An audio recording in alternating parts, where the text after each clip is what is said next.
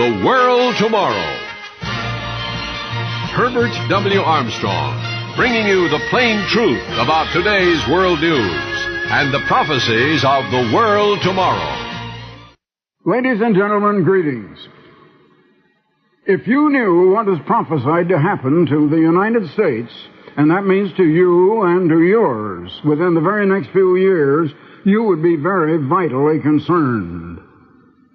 A staggering turn in world events is prophesied to happen in the very next few years. If it doesn't happen in this decade, it's almost certain to happen in the following decade. It's going to happen in your lifetime and very, very soon. It will violently involve the United States, Britain, Europe, the Middle East. And to a lesser extent, the entire world is going to be erupted in violence and in a staggering trouble that is going to come on the whole world. We're heading into it right now. Already it's rather late for the free world to come awake to the meaning behind today's world news. You get it in the news all over. All you get in the news today is bad news. But I have good news for you. Because out of this bad news is going to come really good news.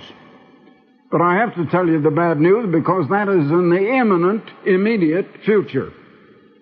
Why are the best minds unseeing to this thing that is coming on the world? Actually, the news events that you get in television news every day, you read in your newspapers every day, it's a forerunner. It portends it. And if you could put it together rightly, you should understand that it's leading somewhere and something is really going to happen. The world and its leaders are the product of modern education. And education has lulled us to sleep in a way. The most important dimension of knowledge has been omitted from education. It is not being taught. It is not generally known. You know, in this world, the things that we are able to do are almost awesome.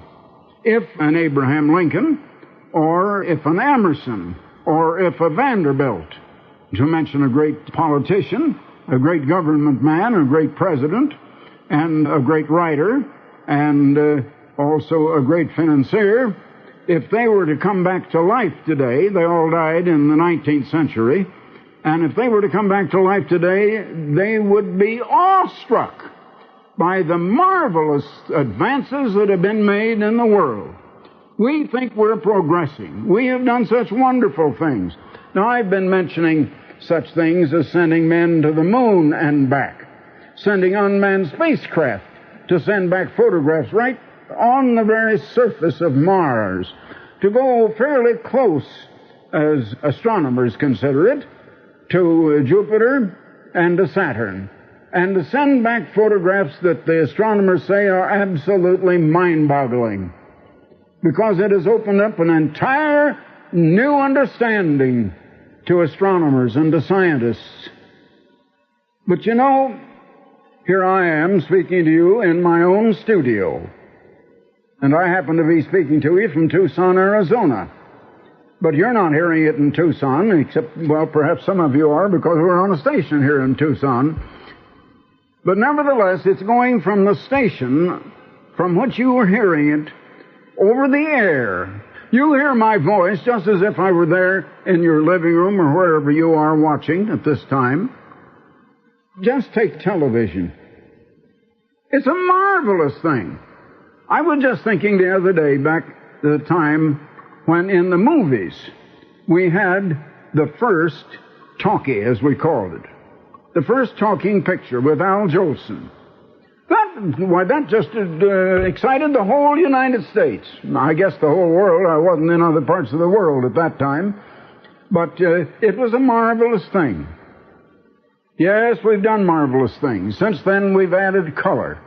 And now the movies have gone into something greater, and the things they do and the marvelous things they give you in your television screen on television are just almost beyond understanding.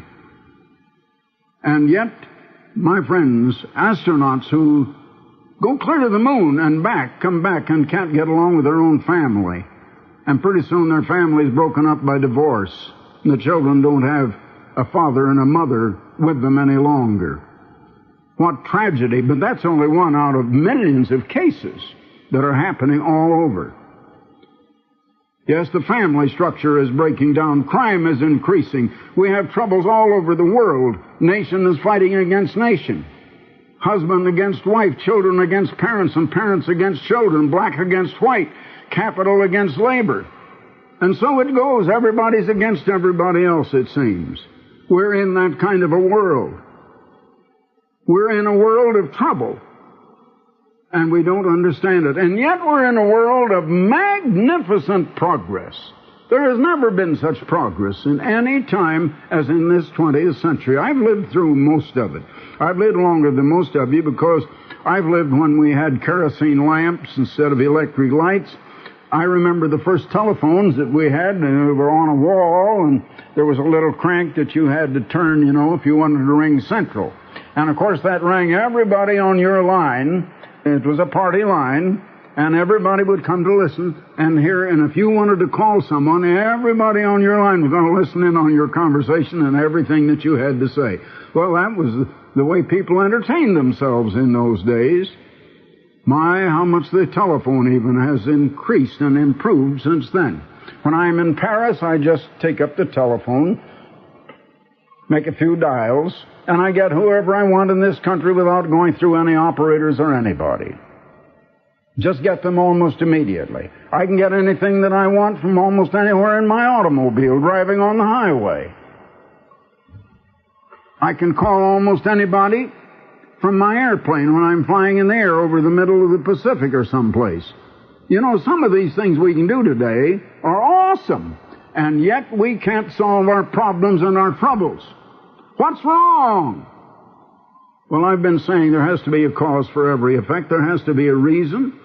And the one reason back of all of our troubles is that our problems are spiritual in nature, and the things we are achieving and accomplishing are all physical and material in nature.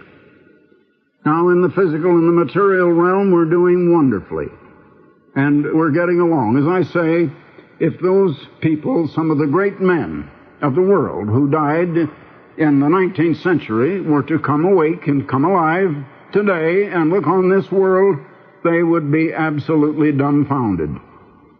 And yet, before our troubles, mankind is absolutely helpless. Our troubles, as I say, are spiritual in nature, and we don't understand spiritual problems. To us, there's something we don't see. You don't see spirit, and you don't see spiritual equations, spiritual problems, and you can't understand them with a normal, natural mind. And that's where our trouble is. Our knowledge is nearly all in the material and the physical realm. And yet, there is a missing dimension. And the missing dimension is primarily in the spiritual realm. And most people just simply don't realize it. Now, leaders do not know what man is.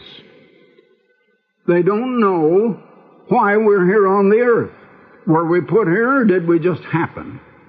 Well, they mostly think we just happen. That's what they've been taught in school, in college, in the university. Winston Churchill said before the United States Congress, I've mentioned this so many, many times because it's so very important. He said, there is a purpose being worked out here below. When he said here below, he implied a higher power above working it out. But how many people know there is a purpose that is going on, and that we're working at cross purposes to that purpose, and we're in trouble? Humanity is living in conflict with the way that would bring us happiness and peace. So we don't have happiness and peace. We just have material gadgets. We just have tremendous material things. The world is giving acceptance to the very ways of life that are producing all of our troubles. And yet the world is giving absolute acceptance to it. Now there's another thing. We seem to think, and even so many religionists will tell you, That wrong, or sin as they call it in religion, they say is doing whatever you think is wrong. Whatever man thinks is wrong, and man decides for himself what he thinks is right and what he thinks is wrong. In other words, this sin question. Now, I was brought up in a very highly regarded Christian denomination, and I know that the church, I didn't know very much about what the church believed, that's true, but I did know a few things. I knew it was wrong to go to a motion picture at any time. Well, we didn't have motion pictures much at that time when I was a little boy. I remember when the nickeldums came, and that was all just black and white, and you could go in for 5 cents. It didn't last long, though. But there was the theater, and even going to a theater was wrong. A pair of dice were a sin. Just a pair of dice, well, no matter whether you used them or not. If you had a pair in your house, it was a sin. And as I say, going to the theater was a sin. Well, you know, we boys, we were mean little rascals, and we would slip away when our parents didn't know it on a Sunday afternoon and go to the matinee to the theater. We're living in a world where you despise authority. You try to get away from authority. Children try to get away from the authority of their parents, and parents don't want the authority of God over them at all, above everything. They don't want any authority. They want to decide for themselves what they want to do. They want to do what they want to do. Well, now, world events are approaching toward a final grand smash explosion in this world. It's an explosion that can, and if there isn't, that great unseen strong hand from someplace who will intervene and prevent, it's an explosion that will erase all human life from this earth. For the first time, I've said it before, I say it again and again and again. Or as Franklin Roosevelt used to say when he was president, again and again and again. I say that for the first time in all history of mankind, the weapons exist now, and science and technology and industry have produced the weapons that can blast all human life from off the face of this planet Earth. And yet we seem to think that it's so awesome, it's so terrible that no one will dare do it. And we're trusting, not only trusting the leaders of the Kremlin and the leaders at the White House in Washington, and we feel that we can trust them, don't we? But do you realize that there are many smaller nations today that have atomic weapons? And one of them, a madman in one of them, could start the war that would expand into the world war that would erase all mankind from the face of this earth. Now, I told you good news a while ago. That isn't going to happen, but it isn't because man is going to prevent it. Man will not prevent it. It will have to be done to us and for us, because we won't be able to solve our own problem ourselves. That explosion is coming. And some things are going to come that are going to concern the United States. Now, I said in the beginning, if you knew what is prophesied for the United States, I mean the United States, and what is going to happen here to this nation, mentioned in the Bible, you would really pay attention. Or else you would just say, well, you'd shrug your shoulder and say, well, I'm not going to pay any attention to it. I don't believe it. Because very few believed God anyway. Adam and Eve didn't. Very few believed Jesus when he was on earth. But I want to show you what God said himself. The eternal God inspired a man to the name of Isaiah to quote him and to say this. This is what he said. Who hath measured the waters in the hollow of his hand? He means the waters of the ocean. Who has taken the waters of the whole ocean and measured them in his hand, and meted out heaven with a span, and comprehended the dust of the earth in a measure, and weighed the mountains in scales, and the hills in a balance? What man has been able to do that? I've just told you a little while ago the marvelous things that man has been doing, but man can't do that. Oh, no, he can't do that. That is what God himself has done. Continue. And I'm reading this in the 40th chapter of Isaiah, and I began with verse 12. Verse 12 in the 40th chapter, Isaiah 40. Continuing now. Who hath directed the Spirit of the Eternal, or being his counselor hath taught him? Man thinks he is so wise, he is so competent, and he's so perfect in his own estimation. I guess man thinks he could teach God a lot of things that God doesn't know. Now God is challenging him, and he says, who could teach God? You better think this one over. Verse 14. With whom took he God? With whom took God counsel?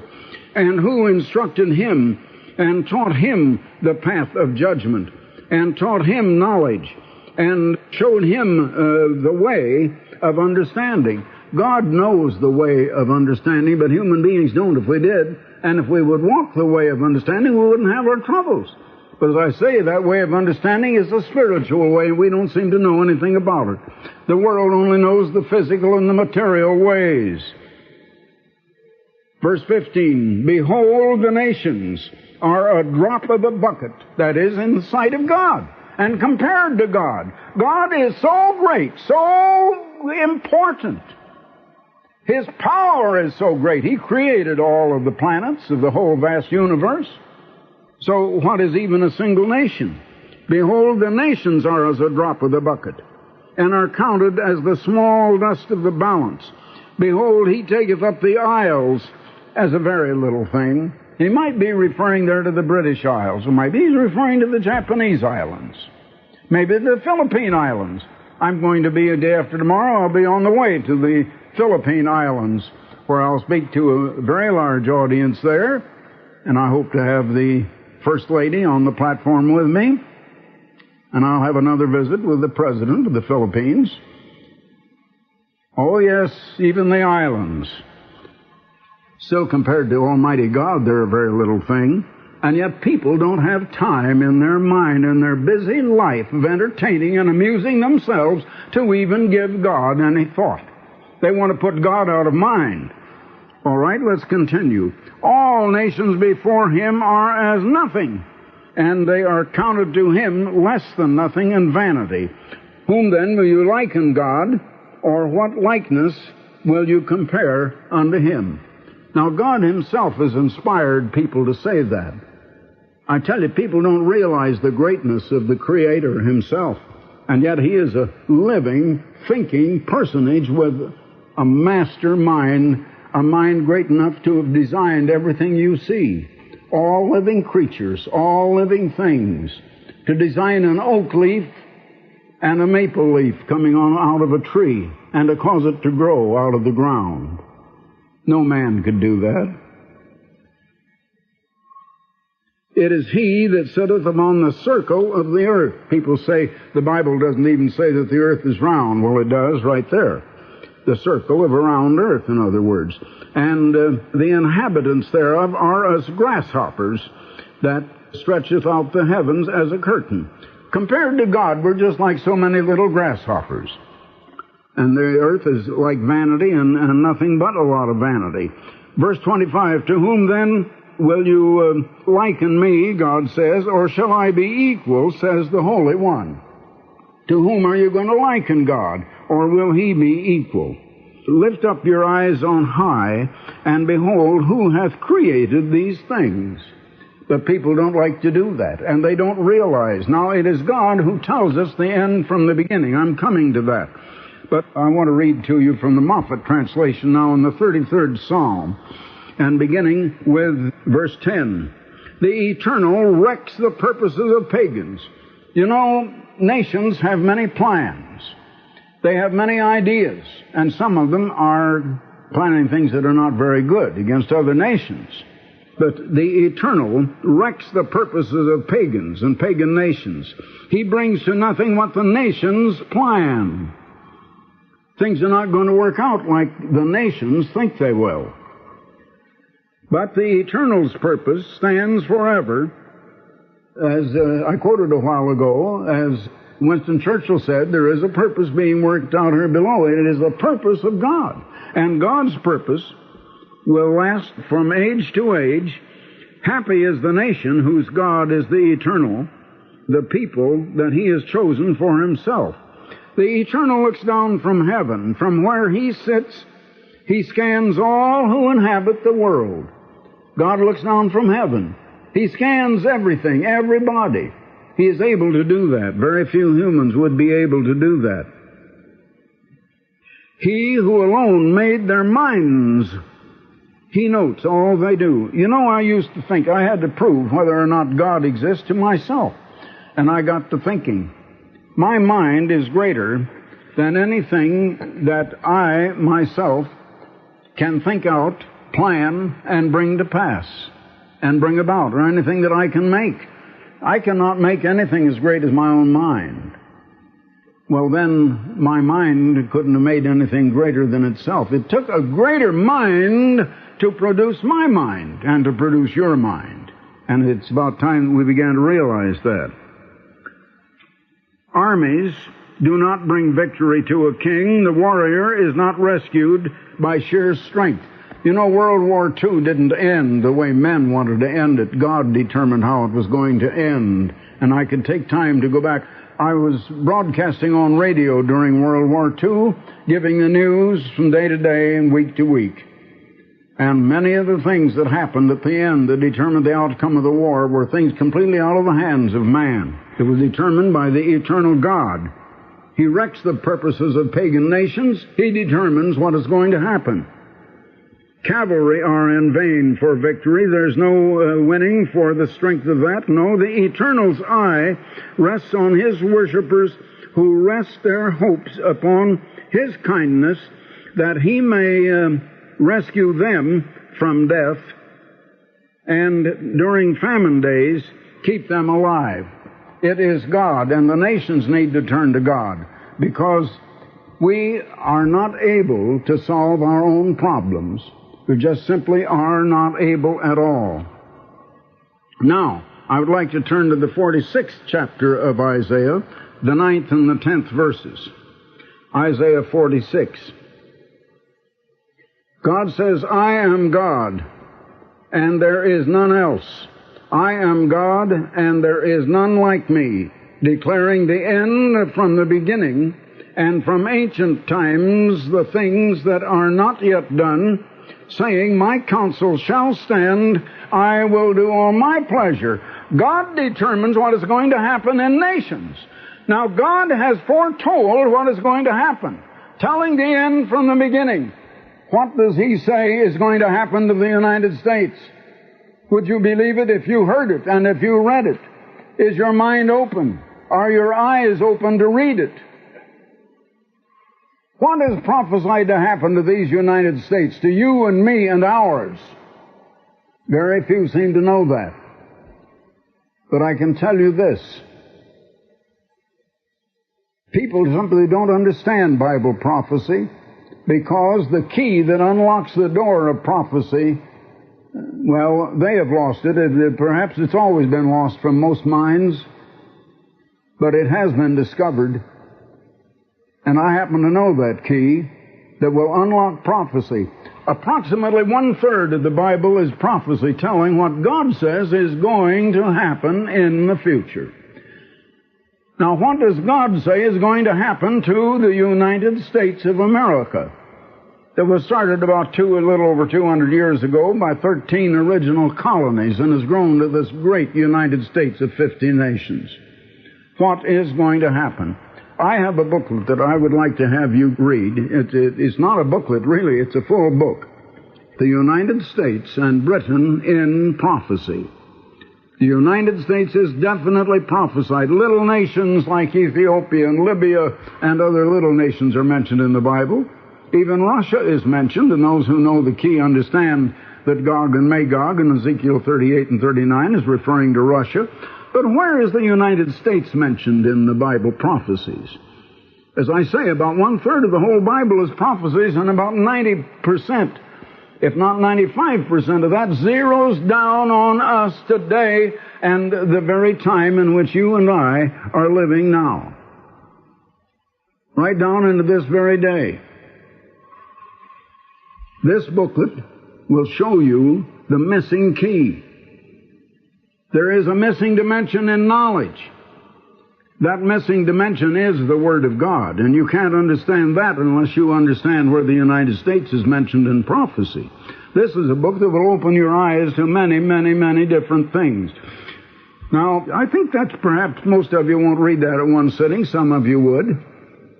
But it's quite a little book to just give to you. And I'll send it to you gratis, no charge, no follow-up or request for money. Nobody's offering anything like that. I'll tell you this. This is something nobody else believes. But if you're willing to look with your own eyes and to believe what you see plainly in the Word of God, as I say, Adam and Eve didn't believe God's Word. He talked to them in person. They didn't believe Him. Jesus came and preached to thousands, and only 120 out of those many, many, multiple thousands believed what He said. I wish I had time and I'd show you that they just didn't believe Him. But I would like to send you that book. That's the most important book, I believe, in one sense, that we have ever sent out. We've sent out some very, very important books, but that is a key book. Very, very important. Now, I'll send you a copy, or you can get a larger copy, and a little bit larger type, a little bit better paper, nicer binding, of course, that you can buy in the bookstores if you want. Or I'll send this to you without any cost or any charge or any follow-up. All you do is send your request to me, Herbert W Armstrong, in Pasadena, California, 91123. All the address you need, Herbert W Armstrong, Pasadena, California. So don't put it off. Send it immediately. Herbert Armstrong, saying goodbye until next time. You have heard The World Tomorrow with Herbert W Armstrong.